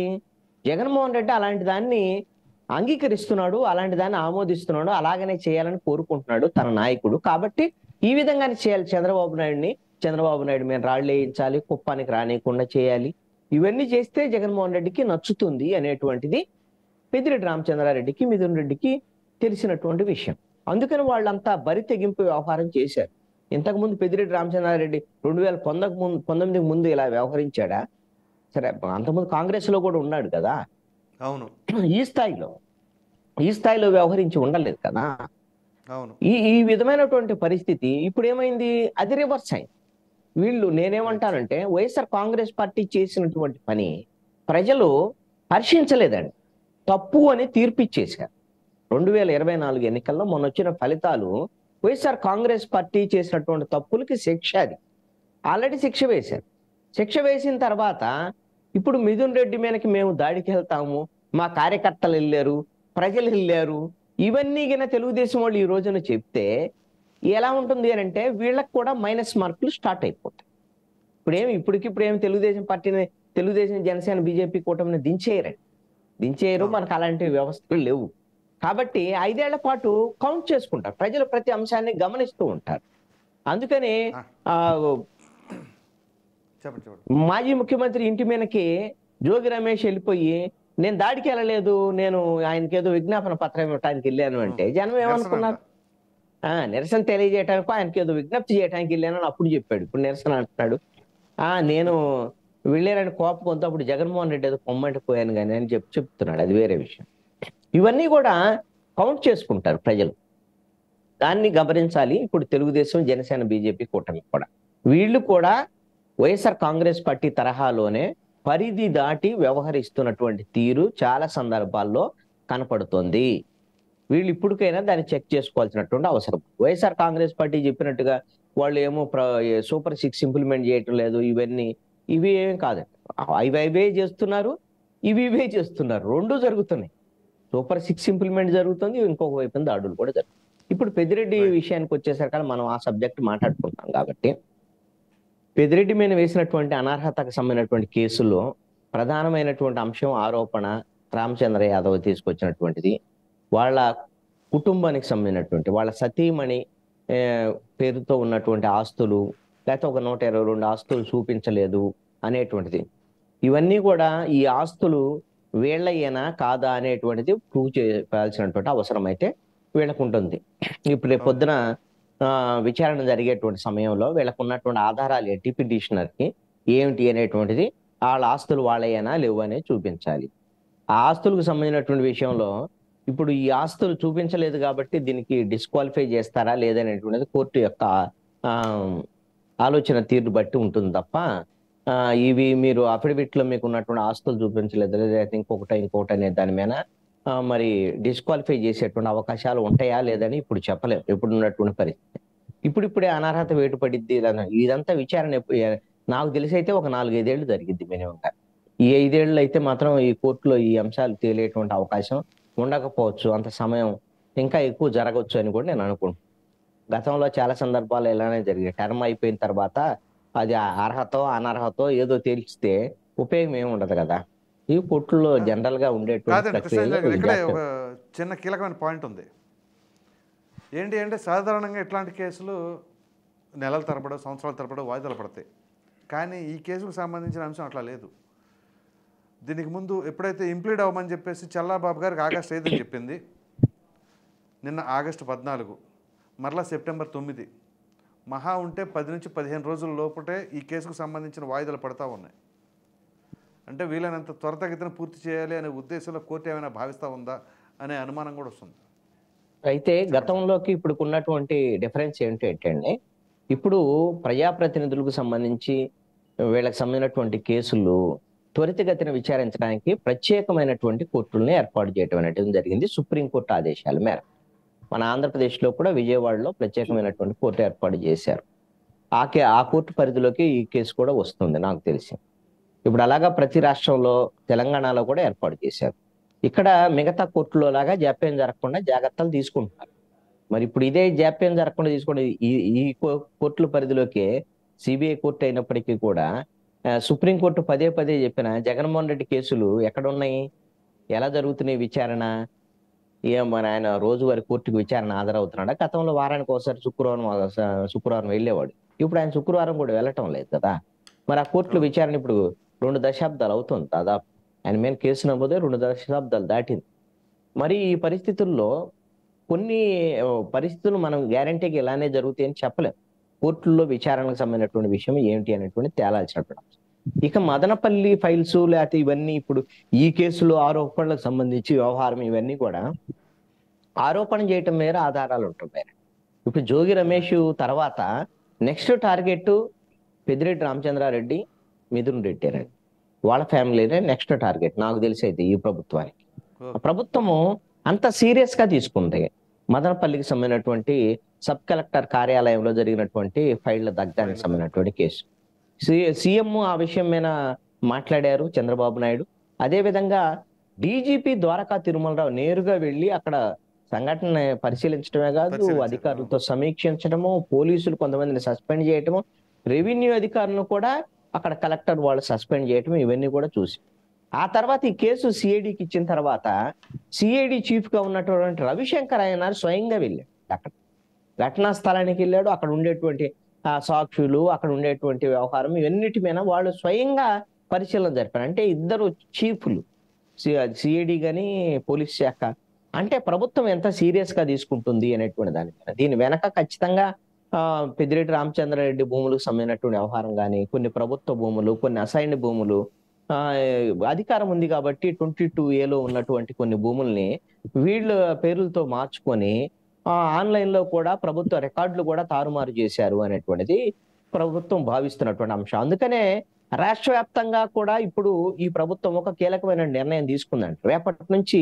మొత్తం దీని మీదనే 45 రోజుల పాటు ఆంధ్రప్రదేశ్ లో ఉన్నటువంటి రెవెన్యూ, అదే విధంగా అన్ని రకాల ఎండోమెంటు, అదే విధంగా సబ్ రిజిస్ట్రార్స్ ఆఫీసర్స్, వీళ్ళందరూ కూడా ప్రజల దగ్గరికి వెళ్ళి అప్లికేషన్ తీసుకొని ఎక్కడెక్కడ ఈ వైఎస్ఆర్ కాంగ్రెస్ పార్టీ వాళ్ళకి సంబంధించినటువంటి భూములు కుంభకోణాలు చేశారు ఏమిటి అని 45 రోజుల పాటు అప్లికేషన్స్ తీసుకొని వాళ్ళ మిగతా 45 రోజుల్లో అప్లికేషన్ పరిష్కరించి ఆ భూములను స్వాధీనం చేసుకుంటాం, జరిగినటువంటి అక్రమాల మొత్తాన్ని సరిచేస్తామనేటువంటి దాని మీద రెవెన్యూ సదస్సులు, ప్రజల వద్దకు పాలన అనేటువంటి కార్యక్రమం, చంద్రబాబు నాయుడు తరహా పాలన ఇప్పుడు ఈ అంశాలతో మొదలైంది. అంటే పెద్దిరెడ్డి రామచంద్రారెడ్డి నుంచి మొదలు పెట్టారన్నమాట దీన్ని. అయితే రాష్ట్ర వ్యాప్తంగా ఇప్పుడు అడాప్ట్ చేశారు. కాబట్టి ఇదంతా కూడా అంత ఈజీ కదండి. ప్రభుత్వం దగ్గర చాలా ఆరోపణలు ఉన్నాయి. గత ప్రభుత్వంలో జరిగినటువంటి అక్రమాలు, అన్యాయాలు, వీళ్ళు వైట్ పేపర్ కూడా రిలీజ్ చేశారు అన్ని శాఖలకు సంబంధించి. వాటికి ఆధారాలు సేకరించాలి, ఆధారాలతో సహా కోర్టు ముందు ఉంచాలి. అప్పుడు మాత్రమే ఆ కేసు నిలబడేదానికి అవకాశం ఉంటుంది. అది పెద్ద సవాల్ ఈ ప్రభుత్వానికి. మరి అది ఎంత మేరకు చేయగలరు? పెద్దిరెడ్డి రామచంద్రారెడ్డి, మిథున్ రెడ్డిని ఆధారాలతో సహా ఎంత మేరకు నిలబెట్టగలరు వాళ్ళని కోర్టు ముందు అనేటువంటిది చూడాల్సినటువంటి అంశం. రైట్. మహేష్ గారు, బీసీవై రామచంద్ర యాదవ్ గారు ఒకప్పుడు మీ పార్టీ, ఆయన మీ పార్టీలో ఉండగానే మొట్టమొదటిసారిగా పెద్దిరెడ్డి రామచంద్రారెడ్డి గారు దాడి చేసింది ఆయన ఇంటిపైన. సో దాని తర్వాత ఆయన పార్టీని పెడతాం, సొంతగా పార్టీ పెట్టుకోవడం ఇదంతా జరిగింది. సో అఫ్కోర్స్ ఆయన ఎక్కడా కూడా మీ పార్టీని ఉద్దేశించి విమర్శించడం కానీ ఏం జరగల. మంచి హెల్దీ వాతావరణంతోనే ఉన్నారు. ఈ క్రమంలో మీ సపోర్ట్ ఏ మేరకు ఉంటుంది రామచంద్ర యాదవ్ గారికి? సార్ డెఫినెట్ గా సార్, ఇప్పుడు ఒక రామచంద్ర యాదవ్ గారు ఏదైతే ఈరోజు పిటిషన్ వేశారో నేను అదే అంటున్నాను సార్. ఈ కేసులో నిజంగానే ఒక గంట సేపు కోర్టు కరెక్ట్ గా పనిచేసిన, లేదు ఒక గంట సేపు కరెక్ట్ గా పనిచేసిన మాట తీసుకుంటున్నాను. ఒక గంట సేపు కోర్టు దీని మీద కానీ ఆలోచించగలిగితే, దీని యొక్క డీటెయిల్స్ ఏదైతే తీసుకోగలిగితే డెఫినెట్ గా ఇది యాక్షన్ తీసుకుంటుంది సార్. ఎందుకంటే మీకు కేస్ స్టడీస్ చాలా ఎగ్జాంపుల్స్ ఉన్నాయి ఇక్కడ. ఉదాహరణకి ఒకసారి ఇక్కడ ద జడ్జిమెంట్ మన కిషన్ శంకర్ కటోరి అని చెప్పేసి మహారాష్ట్ర అసెంబ్లీకి సంబంధించినటువంటి వ్యక్తి అంబర్నాథ్ కాన్స్టిట్యున్సీ నుంచి తానా అనే డిస్ట్రిక్ట్ నుంచి అతను 2004లో ఎమ్మెల్యేగా గెలుస్తాడు. ఆ తర్వాత అతని మీద అర్జున్ దత్తాత్రేయ సావంత్ అనే ఒక వ్యక్తి ఇదే విధంగా కేసేస్తాడు. మీరు నమ్మరు, ఆయన ఏ విషయాల మీద వేసుంటాడంటే అవుట్ స్టాండింగ్ ఎలక్ట్రిసిటీ బిల్ ఈయన పే చేయలేదు అని చెప్పి ఒక దాని మీద వేస్తాడు. తర్వాత వైఫ్ యొక్క ఫ్లాట్ ఒకటి కొన్నాడినా దాని మీద ఆ ఫ్లాట్ జస్ట్ ఒక ఫ్లాట్ ఒక బిజినెస్ ఫామ్ లో పార్ట్నర్షిప్ ని మెన్షన్ చేయలేదని చెప్పి ఒక 2 డీటెయిల్స్ మెన్షన్ చేస్తారు. కోర్టు చాలా క్లారిటీగా తీసుకొని చెబుతుంది, మీరు చెప్పిన అంశంలో మొదటి అంశం ఏదైతే ఉందో అవుట్ స్టాండింగ్ ఎలక్ట్రిసిటీ బిల్ ని మేము దీని అంత సీరియస్ గా తీసుకోవాల్సిన అవసరం లేదు. బట్ ఏదైతే మీరు వైఫ్ మీద ఫ్లాట్ ఉందని చెప్పారో, ఫమ్ లో పార్ట్నర్షిప్ ఉందన్నారో, ఆ 2 అంశాలని సీరియస్ గా తీసుకుంటారని చెప్పి 2004లో గెలిచిన ఎమ్మెల్యే మీద 2007లో అనర్హత వేట్ అనేది బాంబే హైకోర్టు దీని మీద జడ్జ్మెంట్ ఇవ్వడం జరిగింది. నేను అదే అంటాను, ఈ రోజు రామచంద్ర యాదవ్ గారు దీని మీదకి జనసేన పార్టీ సపోర్టో లేకపోతే తెలుగుదేశం పార్టీ సపోర్టో తీసుకుంటే ఇది ఒక రాజకీయ ముద్రనో లేకపోతే రెడ్ బుక్ అనో లేకపోతే ఇంకొక విధంగా వెళ్ళడం కంటే కూడా ఆయన ఏదైతే ఈరోజు చెప్పారో 142 పత్రాల ఆస్తుల యొక్క వాళ్ళ వైఫ్ పేరు మీద ఉంది, అది పొందుపరచలేదన్నప్పుడు నేను అంటున్నాను సార్, యాజ్ బీయింగ్ ఒక అడ్వకేట్ గా ఒక్క డీటెయిల్స్ షో చేసినా కానీ చాలు. 142 ఆస్తుల మీదకి వెళ్ళి డీటెయిల్స్ వెళ్ళాల్సిన అవసరం కూడా లేదు. కోర్టుకి తప్పంటే తప్పే తప్ప పెద్ద తప్ప చిన్న తప్ప అని లెక్కంతా ఉండదు. డిస్క్వాలిఫై చేయడానికి చాలా బేసిక్ పాయింట్ ఉంటే చాలు. సో ఈ రోజు ఒక్క ఆసక్తి మీదన్నా కానీ వాళ్ళు ప్రూవ్ చేయగలిగితే చాలు. నేను అనుకోవడం బి రామచంద్ర యాదవ్ గారు అంత ఈజీగా బ్లైండ్ గాను లేకపోతే క్యాజువల్ గాను ఏదో ఒక పబ్లిసిటీ మోడ్ కోసమో జస్ట్ లైక్ దట్ ఆయన మీద కేసు అయితే వేసి ఉండరు. ఎందుకంటే ఆయన గత 5 సంవత్సరాలు చాలా డీప్ గా రీసెర్చ్ చేసి సర్వే నెంబర్లతో సహా అన్ని ఆధారాలతో సహా ఆయన కోర్టులో ప్రొడ్యూస్ చేశారు సార్. అదే అంటున్నాను సార్. కాబట్టి నేను అదే అంటున్నాను, ఎందుకంటే అంత క్యాజువల్ గా అయితే ఆయన అయితే వేసి ఉండరని నేను అంటున్నాను. కాబట్టి డెఫినెట్ గా ఆయన సబ్మిట్ చేసిన డీటెయిల్స్ లో కౌంటర్ వీలు కూడా ఇస్తారు. అది ఒకవేళ ఎలక్షన్ కూడా మంచి ప్రయారిటీ ఇస్తారు. ఇప్పుడు యాక్చువల్గా పెద్దిరెడ్డి గారు సార్ పొందుపరిచిన తర్వాత ఏమన్నా కొన్ని ఆస్తుల వివరాలు ఏమన్నా అన్నట్టు చూపిస్తారా? అఫిడేట్ అయిన తర్వాత మా ఆవిడ పేర్ల మీదకి వచ్చిన ఆస్తులు అయితే మనం జతపట్టాల్సిన అవసరం అయితే లేదు. సో ఆ పాయింట్లు ఏమైనా తీసుకుంటారా అన్నప్పుడు ఈయన దగ్గర కూడా ఒక డేటా ఉంటుంది. మీరు అన్నట్టు సర్వే నంబర్లు లేకపోతే సార్ తీసుకో ఉంటారు సార్, డౌట్ అయితే లేదు. ఎందుకంటే ఒక చిన్న విషయం ఏంటంటే సార్, వైఎస్ఆర్సీపీ వాళ్ళు కానీ పెద్దిరెడ్డి రామచంద్రారెడ్డి కానీ మిథున్ రెడ్డి కానీ వాళ్ళు నా లెక్క ప్రకారం వాళ్ళు ఇంకొక 30 సంవత్సరాలు అధికారంలో వస్తారు అనుకోనే ఉన్నారు వాళ్ళు. కాబట్టే వాళ్ళు 45,000 టన్నుల మెట్రిక్ టన్నులు ఇసుక దాచిపెట్టడం కానీ లేకపోతే 29,000 టన్నులు మెట్రిక్ టన్నుల యొక్క బీమ్ దాచిపెట్టడం కానీ ఇవి ఎల్ల చందనం కొన్ని వేల టన్నులు దాచిపెట్టింది. ఎందుకంటే మనమే కదా మళ్ళీ అధికారంలోకి వచ్చేది, మనమే కదా అమ్ముకోబోతాం అనే క్లారిటీ ఉన్నారు. ఇది వీళ్ళు ఎక్స్పెక్ట్ చేయలేదు. అధికారంలోకి రావటం 30 సంవత్సరాలు ఉండటం వేరు, కానీ ఇక్కడ కోర్టులు వేరు కదా. అంతే కదండి. అదే సార్, అదే ఇది ఇప్పుడు రమేష్ అన్న నేను ఇందాక ఎందుకు అన్నానంటే చట్టం బలంగా పనిచేయాలి. ఎందుకు అన్నానంటే కళ్ళ ముందు జనాలు వచ్చి ఏడుస్తున్నారు, కళ్ళ ముందు జనాలు ప్రూఫ్లు చూపించేటప్పుడు, కళ్ళ ముందు అన్ని మీడియా షో చేసేటప్పుడు సుమోటో కింద ఈజీగా మనం పైన చెయ్యొచ్చు. దీన్ని ఎందుకు తీసుకోవట్లేదంటే నేను అనుకోవడం ఏంటంటే పెద్దిరెడ్డి లాంటి వ్యక్తుల్ని పట్టుకోవడం అంటే చిన్న విషయం కాదు. రెండోది ఏంటంటే చాలా భారీగానే ఆధారాలు సేకరిస్తే తప్ప కొన్ని కేసులు బలంగా నిలబడవు. సో కాబట్టి ఆ ప్రయత్నంలో ప్రభుత్వం చాలా సీరియస్ గా ఉండొచ్చు అంతే తప్ప ఐ డోంట్ థింక్ కేర్లెస్ చేశారని కాదు. ఎందుకంటే వీళ్ళకు రూప్స్ అంతా ఉంటుంది కాబట్టి వీళ్ళకి కూడా కొన్ని కీ హోల్స్ అంతా ఉంటుంది. మన చట్టం దౌర్భాగ్యం ఏంటంటే సార్, సుప్రీంకోర్టు ఎప్పుడో చెప్పింది అసలు ఎవరెవరైతే ఉన్నారో ఎమ్మెల్యేలు ఎంపీలు వాళ్ళ యొక్క కేసులను కేవలం మీరు 15 రోజుల్లోనే వాళ్ళు క్లోజ్ చేయమని చెప్పుకున్నట్టయితే ఈ రోజు భారతదేశంలో కొన్ని వేల మంది ఎమ్మెల్యేలు పోటీ చేయడానికి అనర్హులు అయి ఉంటారు. బట్ దౌర్భాగ్యం ఏంటంటే మనం లాస్ట్ టైమే చూసాం సార్, భారతదేశం ఇప్పటి వరకు ముఖ్యమంత్రులుగా చేసి తప్పు చేసి జైలుకి వెళ్ళిన వాళ్ళు చాలా మంది ఉన్నారు. కానీ first time in the history of Indian politics లో 2 సంవత్సరాల రోజులు జైలు ఉండి 16 నెలలు జైలు ఉండి 42 కేసుల వరకు శిక్ష ఏదైతే వాళ్ళు కేసు ఏదైతే ఏమని ముద్దాయిగా ఉన్న వాళ్ళని ఆంధ్ర రాష్ట్ర ప్రజలు ముఖ్యమంత్రికి యాక్సెప్ట్ చేశారంటే ఆ రోజు ఆంధ్ర రాష్ట్రంలో రాజకీయాలంటేనే లేకపోతే కోర్టులన్నా కేసులన్నా పెద్ద విలువ లేకుండా పోయింది. ఇప్పుడు ఇదే కొనసాగింపు ఉంటుంది అనుకుంటే మాత్రం కరెక్ట్ కాదు. ఇప్పుడు మారింది, పద్ధతులు మారింది, ఇండియా కూటమి ప్రభుత్వం బలంగా పనిచేస్తుంది. సో సరైన ఇప్పుడు ఏం లేదు సార్, ప్రాబ్లం ఏంటంటే ఏం అటాక్ చేసినా పొలిటికల్ అటాక్ అంటా అంటారు. ఇక రామచంద్ర యాదవ్ గారు పొలిటికల్ అటాక్ ఎలా అవుతుంది సార్? 142 ఆస్తులు మీ ఆవిడ మీద ఉందన్నారు. పెద్దిరెడ్డి గారు చెప్తే సరిపోతుంది కదా, మా ఆవిడ మీద లేదని చెప్పి చెప్పారు కదండి. మహేష్ గారు, పెద్దిరెడ్డి గారు చెప్పారు, మిథున్ రెడ్డి గారు చెప్పారు. అన్న రమేష్ అన్న, మీతో చెప్పడమో నాతో చెప్పడమో కాదన్నా, కోర్టులో చెప్పాలి. నాతోనూ మీతోనూ చెప్పలా, మీడియా ముఖంగా మీడియా ప్రెస్ మీట్ చెప్పారు. అలాగే కోర్టు కూడా సబ్మిట్ చేస్తారు అవన్నీ. రమేష్ అన్న, మీడియా ముఖంగానే అనుకున్నట్టయితే మన మదనపల్లి అంతమంది మీడియా ముఖంగానే చెప్పారన్న. పెద్దిరెడ్డి గారు దోచేశారని ఎక్కడ చెప్పలేదండి. మదనపల్లి వచ్చిన వాళ్ళు కూడా పెద్దిరెడ్డి రామచంద్రారెడ్డి గారు దోచేశారని ఎక్కడ చెప్పలా. మీరేంటంటే టీడీపీ జనసేన వాళ్ళు ఎంత పెద్దిరెడ్డి రామచంద్రారెడ్డి గారు చేశారని చెప్పి దానికి ఎక్స్ప్రెషన్ ఇస్తారన్నారు, ఇవ్వలేదు అని చెప్పేసి కదా వాళ్ళ బాధ. రమేష్ అన్న గారి యొక్క ప్రెజెంటేషన్ ఎలా ఉందంటే సీరియస్ చెప్తాను ఈ రోజు. అంటే ఎంత పెద్ద నేరస్తుడు, ఎంత పెద్ద దొంగన్నా కానీ మనం చెప్పే వాయిస్ లో చాలా బేస్ ఉంది అనుకోండి, మన వల్ల వాళ్ళు మంచోళ్ళు అయిపోతారు. ఆ విధంగా రమేష్ అన్న ఈ రోజు ఆల్మోస్ట్ వాళ్ళు పెద్దిరెడ్డి గారిని లేకపోతే మిథున్ రెడ్డి గారిని ఒక రామలక్ష్మణులో లేకపోతే భారతదేశంలోనే చాలా ఉన్నతమైన సంఘ సంస్కృత లాగా మాట్లాడడం మాత్రం చాలా బాధగా ఉంది. ఎందుకంటే ఇప్పుడు పవన్ కళ్యాణ్ గారు, చిరంజీవి గారు చాలా ఉన్నతమైన వ్యక్తులు కదండి. మీరు నేను అలా చెప్పట్లేదన్నా. చిరంజీవి గారు పవన్ కళ్యాణ్ గారి మీద ఎవరు రోడ్డు మీద చేడవలేదన్నా. మనం చూసాం మదనపల్లిలో ఎందుకు అలా జరిగింది. మీడియా సమస్యలు పెట్టినప్పుడు వచ్చిన వాళ్ళందరూ కూడా ఫేక్ వాళ్ళ లేకపోతే వాళ్ళు తెలుగుదేశం కార్యకర్తలా లేకపోతే వాళ్ళు ఎవరు సంబంధం లేదా? ఎవరో కూడా పెద్దిరెడ్డి రామచంద్రారెడ్డి గారు తీసుకున్నారు ఈ భూములని ఎక్కడా చెప్పలేదు. వాళ్ళకి చెప్పడానికే ధైర్యం లేక ఈ రోజు ధైర్యం వచ్చిందన్న వాళ్ళకి. కనీసం బయట వచ్చింది కదా ఇప్పుడు కూడా ఎక్కడ పెద్దిరెడ్డి రామచంద్రారెడ్డి గారు కాదు కానీ ఆ భూములు రిజర్వాయర్ల కోసం అని చెప్పేసి తీసుకున్నారు, దానికి మాకు ఎక్స్గ్రేషన్ ఇవ్వలేదు అనేది అది బాధితుల బాధ. సార్ అది మీరు చెప్పిన ఎగ్జాంపుల్, ప్రసాద్ గారు మీరు చెప్పిన ఎగ్జాంపుల్ ఒక ఎగ్జాంపుల్, ఒకరి పరిస్థితి అది. అందరిది రిజర్వాయర్ సంబంధించిన సబ్జెక్టే కాదు కదా. అక్కడ శివాలయం భూములకు సంబంధించి ఒకటి ఉంది, చాలా సబ్జెక్ట్స్ ఉన్నాయి కదా. ఆ రోజు చాలా చూసాం కదా సార్. ఆ రోజు ఒక్క రిజర్వాయర్ సబ్జెక్టే కాంపెన్సేషన్ అనేది 1 or 2 ఇష్యూస్ ఉండొచ్చు, బట్ అన్ని ఇష్యూస్ దానికి సంబంధించింది కాదు. ఇప్పుడు మహేష్ గారు ఇప్పుడు మీ కూటమి ప్రభుత్వం అధికారంలో ఉంది, ఖచ్చితంగా రెవెన్యూ పెడుతున్నారు. పెడుతున్నప్పుడు ఈ వచ్చిన ఇష్యూస్ నిజంగా పెద్దిరెడ్డి రామచంద్రారెడ్డి గారు, మిథున్ రెడ్డి గారు అందులో పాలు పంచుకుని ఉంటే మీరు ఖచ్చితంగా యాక్షన్ తీసుకుంటారు.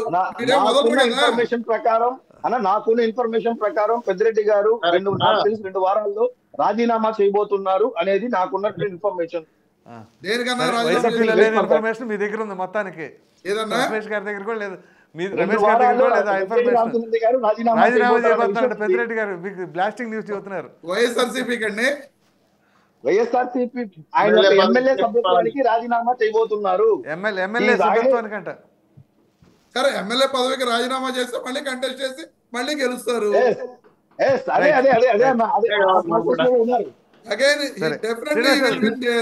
ఖచ్చితంగా గెలుస్తారు అక్కడైనా. ఆయన నేనైతే రాజీనామా చేస్తారని నేను అనుకోను. ఎట్లాగొచ్చింది కాదు శ్రీనివాస్ చౌదరి గారు.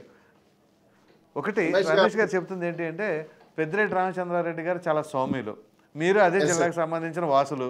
2 ఇప్పుడు ఏదైతే చెప్తున్నారో ఒకవేళ ఆయన కనుక రాజీనామా చేస్తే మరి ఏంటి పరిస్థితి అక్కడ?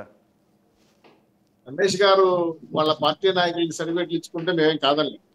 ఎందుకంటే పెద్దిరెడ్డి గారి గురించి నాకు తెలిసినంత దగ్గరగా ఎవరికి తెలియదు. ఆయనకి గురువు గారు మా అత్తగారు, ఆయన ఊరు మా అత్తగారు.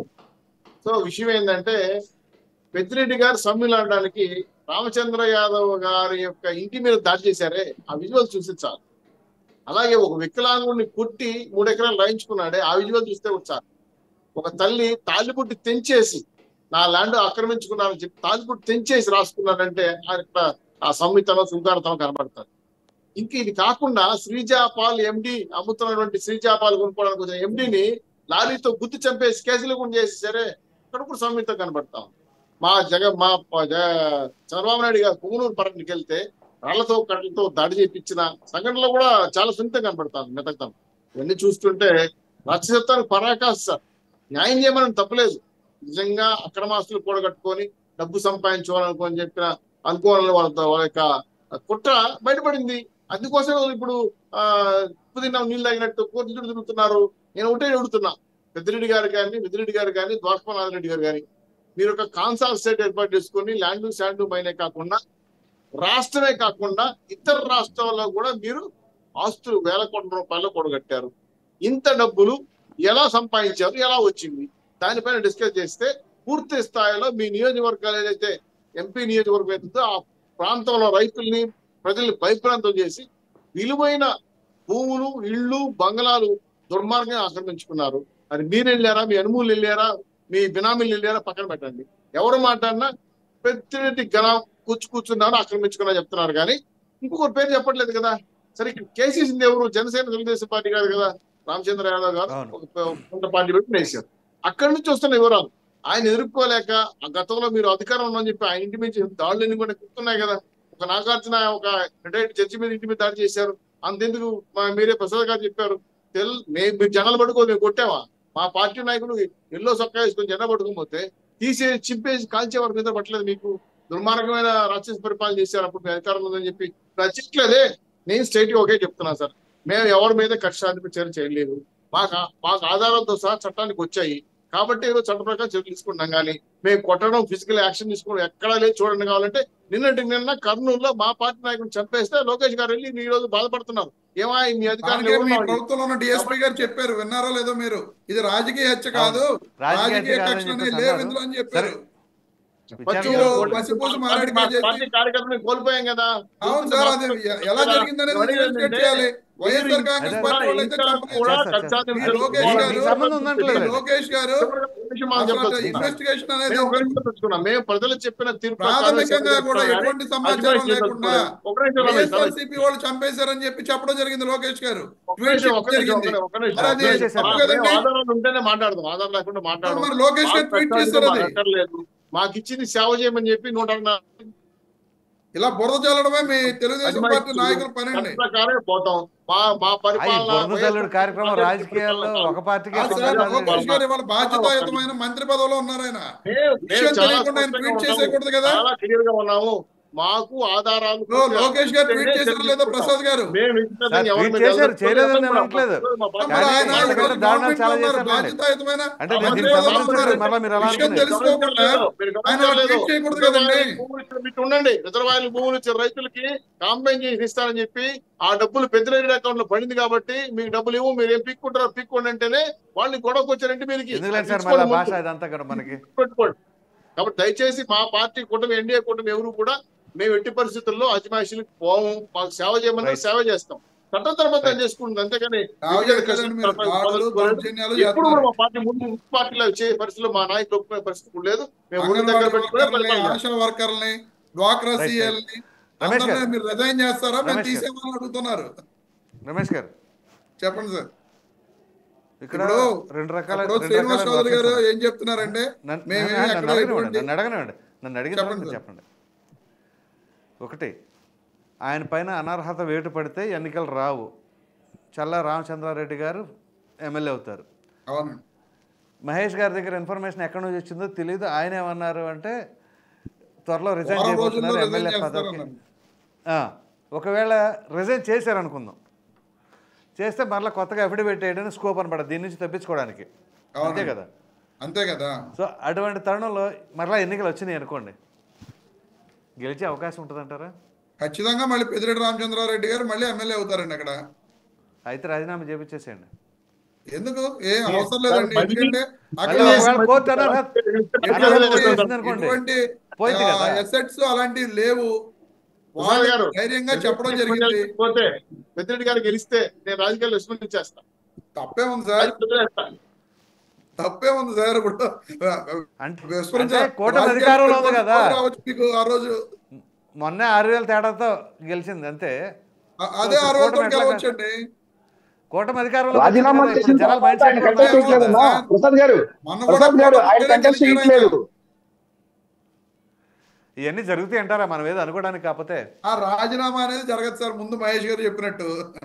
ఓహో బాగుంది సార్. పడితే గిడితే అనర్హత పడాల్సిందే. ఓ బాగుంది సార్. అసలు అనర్హత కూడా పడదండి. ఏం చౌదరి గారు ఏంటంటున్నారు సార్? ఓహో బాగుంది సార్, మీరు జరగాలని కోరుకుంటున్నాం అంటే అన్నారు కానీ ఓ చాలా బాగుంది, జరగాలని కోరుకుంటున్నాం. రైట్. రమేష్ రెండు గారు జరగవు సార్. శ్రీనివాస్ చౌదరి గారి కళలు కళ్ళలే. చూద్దాం చూద్దాం, లెట్ us see. ప్రజల చేతుల్లో ఉంది, మన చేతుల్లో చూద్దాం, అది ఉంది కోర్టు పరిధిలో ఉంది కదా, ఏం జరిగింది చెప్పండి సార్. ఇక్కడ చాలా క్లియర్ గా ఉంది. రాష్ట్ర పరిధిలో మీరు గమని ఫ్రీజ్ అయ్యారు. రమేష్ గారు వార్తలన్నీ కూడా conclude చాలా చేయండి. క్లియర్ గా ఉంది. రమేష్ గారు కంక్లూడ్ చేయండి సార్. ఇప్పుడు మీరు చెప్పినట్లుగా పెద్దిరెడ్డి రామచంద్రారెడ్డి గారి మీద ఆ కోర్టులో కేసు విషయంలో ఖచ్చితంగా ఆయన మీద అనర్హత అనేది రాదండి. ఎందుకంటే ఆయన 7 సార్లు ఎమ్మెల్యే చేసిన వ్యక్తి. తప్పుడు అఫిడవిట్ ఇస్తారని చెప్పి ఎట్టి పరిస్థితుల్లోనూ ఇవ్వరు. ఆయన అలాంటి విషయం అనేది జరగదు.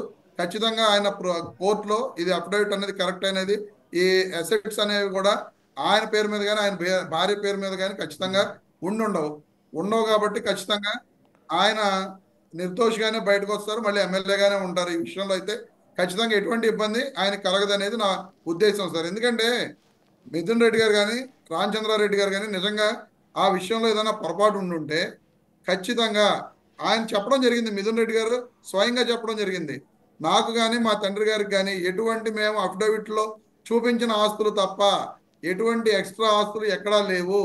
అటువంటి ఆస్తులు ఏమైనా ఉంటే ప్రజలకి సార్ ప్రూవ్ చేయమని చెప్పి చెప్పారు ఆయన. ప్రూవ్ చేయమని చెప్పి చెప్పారు ఆయన. తప్పకుండా అదే మీరు అంతే కదా, అనర్హత వేయబడుతుంది కదా సార్. మేము ఖచ్చితంగా ఎటువంటి శిక్షకైనా మేము సిద్ధం అని చెప్పి మిథున్ రెడ్డి గారు ఓపెన్ స్టేట్మెంట్ ఇవ్వడం జరిగింది.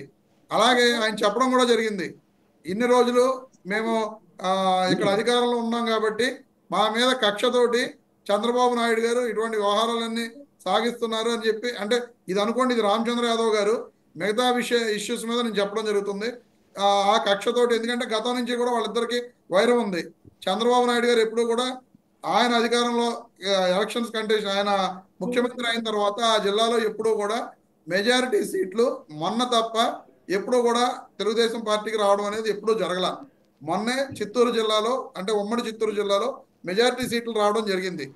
ఈ విధంగా పెద్దిరెడ్డి రామచంద్రారెడ్డి గారు అదే సార్ ఇప్పుడు జనసేన వాళ్ళు వీళ్ళతోటి కలవకపోతే ఖచ్చితంగా తెలుగుదేశం పార్టీ అనేది అధికారంలోనే ఉండేది కాదు, ఈ పరిస్థితిలో ఉండేది కాదు సార్. జనసేన కలిసింది కాబట్టే ఈ రోజున 14-19 మధ్య కూడా మద్దతు తెలిపారు కదా సార్. 14 ఎన్నికల్లో కూడా మద్దతు తెలిపారు కదా. 14 ఎన్నికల్లో మద్దతు తెలపడం వరకే జరిగిందండి. కానీ 2019 నుంచి 24 మధ్య ఆయన 19లో కూడా విడిపోయి పోటీ చేశారు. 24 చెప్పమంటారా? ఏంటి సార్ ఆన్సర్ చెప్పమంటారా? చెప్పండి రాజు గారు. జగన్మోహన్ రెడ్డి గారి పరిపాలన చూసిన తర్వాత ఫలితాలు అవి, జగన్మోహన్ రెడ్డి గారి పరిపాలన చూడక ముందు వచ్చిన ఫలితాలు అవి. కరెక్టేనండి. ఇప్పుడు జగన్మోహన్ రెడ్డి గారు నిజంగా ఆ పరిపాలన అనేది బాగోకపోతే ఆ 40% ఓటింగ్ కూడా రాదండి. ఎందుకంటే ఈ రోజు మీరు సీట్లు లెక్కేస్తున్నారు, 11 సీట్లు వచ్చినాయి అనే విధంగా మీరు లెక్కేస్తున్నారు. సమీక్షించుకోవద్దు, మీరు అసలు సమీక్షలు మీరు 40% అట్లా కంటిన్యూ చేయండి. ఖచ్చితంగా సమీక్షిస్తున్నారు. అటువంటి సమీక్ష లేకుండా ఏ పార్టీ ఉండదండి. మీ నాయకుడు ఎక్కడన్నా అన్నారా? ఏదండి ఒకసారి అన్నా సరే మేము పొరపాట్లు చేసాము ఈ పొరపాట్లు అని చెప్పేసి ఎక్కడ కనీసం ఇంటర్నల్ గా 2019లో చంద్రబాబు నాయుడు గారు ఓడిపోయినప్పుడు నేను పొరపాట్లు చేశాను, ఓడిపోయానని చెప్పి ఒక్క వీడియో అయినా మీరు చూపించగలరా? అయితే ఇప్పుడు వాళ్ళు చేసుకోరు, మీరు చూపించగలరా? మీరు చంద్రబాబు నాయుడు గారి బాటలో జగన్మోహన్ రెడ్డి గారు పయనిస్తున్నారు. చంద్రబాబు నాయుడు గారి బాటలో పయనించడం కాదు, మీరు అడిగిన క్వశ్చన్ మరి అదే మీరు చెప్పేది. అసలు వాళ్ళ సంగతి మీకెందుకండి, మీరు ఏం చేస్తున్నారు అనేది నేను అడిగా. చంద్రబాబు నాయుడు గారు చేసుకున్నారా లేదా అదేందా మీకెందుకు? ఈ రోజు వైఎస్ఆర్ కాంగ్రెస్ పార్టీ నాయకుల్ని కార్యకర్తల్ని ఈ వ్యవహారంలో జగన్మోహన్ రెడ్డి గారు ఎంతసేపు రాష్ట్రంలో ఉన్న గవర్నెన్స్ మీద దృష్టి పెట్టడం జరిగింది, కానీ పార్టీని ఆయన కొంచెం నిర్లక్ష్యం చేయడం జరిగింది. ఎందుకంటే నాతో పాటు జనం ఉన్నారు, నాతో పాటు జనం ఉన్నారు. చెప్పగలరా? మీకు ఇంటర్వ్యూ జనం ఎందుకు ఎవరు సార్? నేను ఇప్పటికే ఎలక్షన్ అయిపోయి ఓడిపోయిన తర్వాత 4 సార్లు కలిశాను. అది మీ గ్లోబల్ ప్రచారం. గెలిచినప్పుడు అది కలిసారా? గ్లోబల్ ప్రచారం. ఓడిపోయినప్పుడు అందరూ కలుస్తున్నారు రేపు కానీ కావాలంటే జగన్మోహన్ రెడ్డి గెలిచినప్పుడు గారు కలిసారా? నేను రేపు వెళ్ళి కలుస్తా. అదే రేపు వెళ్ళి సార్, కలుస్తా. ఇప్పుడు రేపు కలుస్తారు. కావాలంటే మీకు ఫోటోలు పెడతా. గెలిచినప్పుడేమో కనీసం మంత్రులకు కూడా ఉండదు అవకాశం. అప్పుడు కూడా కలిసాను సార్. నేను మీకు మొన్న కూడా చెప్పడం జరిగింది. రైట్. మంత్రులకు అవకాశం లేదు, ఎమ్మెల్యేలకు అవకాశం లేదు. ఇదంతా గ్లోబల్ ప్రచారం సార్. ఎందుకంటే ఇప్పుడు ఈ గ్లోబల్ పార్టీలు ప్రచారం అయితే ఇప్పుడు పార్టీలకు జక్కంపూడి వచ్చిన రాజా చెప్పింది ఏంటంటే, ప్రచారాలు అవి. జక్కంపూడి రాజా మాట్లాడింది గుర్తుందా? పేరు నాని చెప్పారు జక్కంపూడి గుర్తుందా? రాజా గారు సీఎంఓ జక్కంపూడి రాజా గారు ఆఫీసు ఏం సరిగ్గా చెప్పారు? నడపలేకపోయారు సార్, జగన్మోహన్ రెడ్డి గారని పేరు నాని గారు అన్నారు. జక్కంపూడి రాజా గారు ఏం చెప్పారంటే, దర్శనం చేసుకుంటే చాలా ధనంజయ రెడ్డి గంటల గంటలు కూర్చోబెడుతున్నాడు బయట కలవనీయకుండా అని చెప్పేసి. జక్కంపూడి రాజా గారు ఏం చెప్పారంటే, జగన్మోహన్ రెడ్డి గారిని కలిసి మేము ఒక రిప్రజెంటేషన్ ఇచ్చిన తర్వాత ఆ రిప్రజెంటేషన్ మీద ఆయన సైన్ చేసి ఇది చెయ్యండి అని చెబితే ధనంజయ రెడ్డి గారు చేయలేదు. ఆయన ఇలా సంవత్సరాలు లేదా రోజులు తరబడి దాన్ని గడిపేశారు తప్ప దాన్ని అమలు చేయలేదు. ఏదైనా మేము అడిగింది పని చేసి పెట్టలేదని చెప్పడం జరిగింది తప్ప జగన్మోహన్ రెడ్డి గారు మేము ఎప్పుడు కలవలేదని చెప్పలేదండి. సరే, అంతా బాగానే ఉందిలే సార్, ఏం సమీక్షించుకోవసరం లేదు. కృష్ణాంజలి గారు జరిగిన లోటుపాట్లనే జగన్మోహన్ రెడ్డి గారు సమీక్షిస్తున్నారు. అవన్నీ కృష్ణాంజలి గారు అంతా ప్రసాద్ గారు, జరుగుతుందండి. ఎవరు గెలిచినా సరే తమ నాయకత్వం వల్లే గెలిచారు అని అధినాయకుడు చెప్పుకోవటము, ఓడిపోయిన తర్వాత ఇది ప్రజల తప్పు, ఎందుకు ఓడిపోయామో మాకు అర్థం కావట్లేదు, అసలు ఏదైనా పొరపాట్లు జరిగాయేమో ఆధారాలు లేవు, ఇలాంటివన్నీ ప్రతి అధినాయకుడు చెప్పేటువంటి మాటే. అఫీషియల్ గా వాళ్ళు బయటికి చెప్పరు. ఎందుకు అని అంటే, ఒక్కసారి తప్పును అంగీకరిస్తే తప్పు చేసినట్టు ప్రజల ముందు వాళ్ళు తెలియజేసినట్టే కదా, నాయకుడి యొక్క ఫెయిల్యూర్ కింద వస్తుంది కదా. కాబట్టి గుమ్మనంగా ఉంటారు. ఇంటర్నల్ గా ఖచ్చితంగా జరిగిద్దండి, ప్రతి పార్టీలో జరిగిద్ది. ఇది ఏ పార్టీ అయినా సరే అధినాయకుడు అంగీకరించేటువంటి అవకాశం అయితే లేదు. నేనంటాను, ఇప్పుడు ఉన్నటువంటి పరిస్థితుల్లో వైఎస్ఆర్ కాంగ్రెస్ పార్టీ చాలా తీవ్రమైనటువంటి ప్రతికూలమైనటువంటి పరిస్థితిని ఖచ్చితంగా ఎదుర్కొంటది. వీళ్ళ లక్ష్యం ఏంటంటే, ఇప్పుడు తెలుగుదేశం, జనసేన, బీజేపీ కూటమి అసలు వైసీపీ లేకుండా చేద్దాం అనేటువంటి ప్రయత్నాల్లో ఉంటారు ఖచ్చితంగా. ఎందుకంటే మొన్న విజయవాడలో జరిగినటువంటి గిరిజన సదస్సుల ఆ సందర్భంగా మాట్లాడినప్పుడు చంద్రబాబు నాయుడే చెప్పాడు, అసలు ముఖ్యమంత్రిగా ఉండి వైఎస్ఆర్ కాంగ్రెస్ పార్టీ చేసినటువంటి తప్పులకి భవిష్యత్తు కూడా లేదు, ఇంకా భవిష్యత్తులో రాను కూడా రాదు, అసలు ఈ కనుమరుగైపోయింది అనేటువంటి విధంగా వీళ్ళ ఆలోచన ఇది. అందుకు అనుగుణంగానే వైసీపీకి సంబంధించినటువంటి వాళ్ళు కూడా చేసినటువంటి తప్పులు ఉన్నాయి. వాళ్ళు కూడా బరితెగింపు వల్ల కొన్ని తప్పులు చేశారు. కొన్ని తప్పులు ఏంటి, చాలా తప్పులు చేశారు. అవన్నీ ఇప్పుడు ఆధారాలతో సహా వీళ్ళు నిరూపించగలిగితే అని నేను ఎందుకు అంటున్నానంటే, ఆధారాలు మన ముందే ఉన్నాయండి.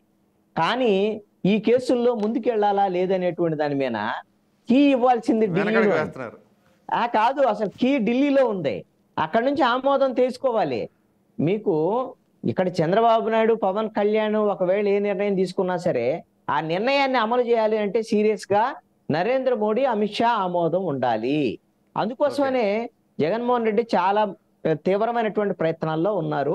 అది ఏమిటి అని అంటే, గతంలో ఉండేటువంటి నరేంద్ర మోడీ, అమిత్ షాతో ఉన్నటువంటి సంబంధాలని రివైవ్ చేసుకునేటువంటి దిశగా.